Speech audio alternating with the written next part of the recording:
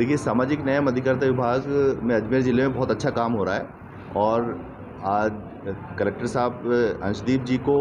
और जिलाधिकारी हैं जिला समाज कल्याण अधिकारी चौबीसे साहब को, अन्य एसएसओस और हॉस्टल स्टूडेंट्स जिन्होंने अभी पिछले वित्तीय वर्ष जो कल ही समाप्त हुआ है उसमें जो उल्लेखनीय कार्य किया है, विशेषकर सामाजिक सुरक्षा पेंशन योजना में, कोरोना सहायता योजना में और छात्रवृत्ति योजना में, उसके लिए अलग अलग लोगों को आज सम्मानित किया गया। आज समीक्षा बैठक आयोजित की गई है और विभाग जो नए नए नवाचार कर रहा है, क्योंकि विभाग का मत ये है कि जो विभाग है वो एक सेवा प्रदाता है, सर्विस प्रोवाइडर है, और जो लोग जो पेंशन लेते हैं या बच्चे जो स्कॉलरशिप के लिए अप्लाई करते हैं या जो अनाथ बच्चे हैं जो पालनहार के लिए अप्लाई करते हैं या जो कोविड पीड़ित परिवार हैं वो हमारे लाभार्थी हैं। तो विभाग की कोशिश ये है कि जो सारी जो सेवाएं उनको विभाग को उपलब्ध करानी है वो उनको सरलता से, सुगमता से और त्वरित और बिना किसी कष्ट के या सेवा शुल्क के उनको उपलब्ध कराई जाए। उसके बारे में जो नवाचार विभाग में किए गए हैं, जैसे पेंशन है उसमें ऑटो अप्रूवल का सिस्टम कर दिया गया है। इसका मतलब अब किसी व्यक्ति को पेंशन के लिए कोई सरकारी दफ्तरों के चक्कर लगाने की ज़रूरत नहीं है। वो अपने खुद के मोबाइल से या ई मित्र केंद्र पर जा करके और अपना अंगूठा लगा करके बायोमेट्रिक वेरिफिकेशन से जैसे ही पेंशन अप्लाई करेगा तो विदिन 10 सेकेंड्स उसको पेंशन, अगर वो पात्र है तो स्वीकृत हो जाएगी, उसको पीपीओ का प्रिंट ले सकता है और अगले महीने से उसको पेंशन आनी शुरू हो जाएगी।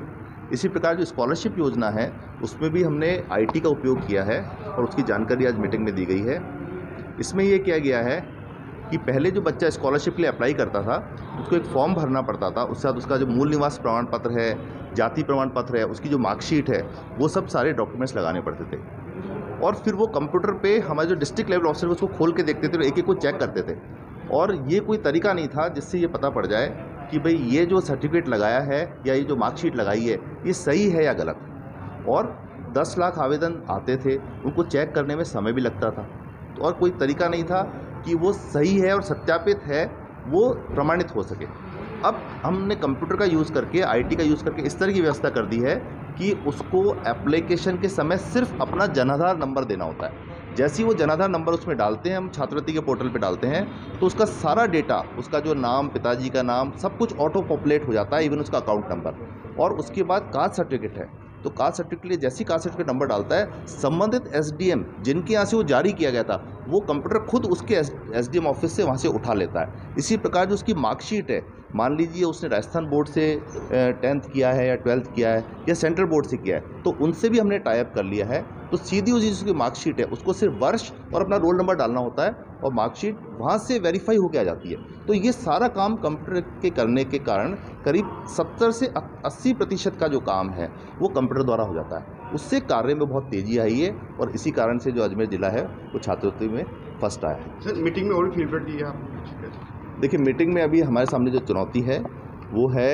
जो हमारी योजनाएं हैं उसका लाभ प्रत्येक पात्र व्यक्ति तक पहुँचे।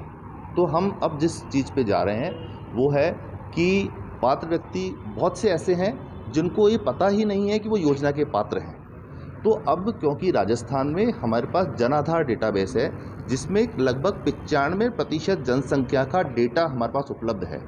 तो उसमें हम कंप्यूटर के माध्यम से जब सर्च इंजन लगाकर और फिल्टर लगाकर हम जब ढूंढते हैं तो हमें बहुत से लाभार्थी ऐसे मिलते हैं, बहुत से मतलब लाखों की संख्या में लाभार्थी ऐसे हैं जो योजना के पात्र तो हैं पर उनको या तो जानकारी ही नहीं है या उनने अप्लाई नहीं किया है। तो अब हम प्रोएक्टिव आइडेंटिफिकेशन के मोड पे जाने का विचार कर रहे हैं और कलेक्टर साहब ने इसमें पायलट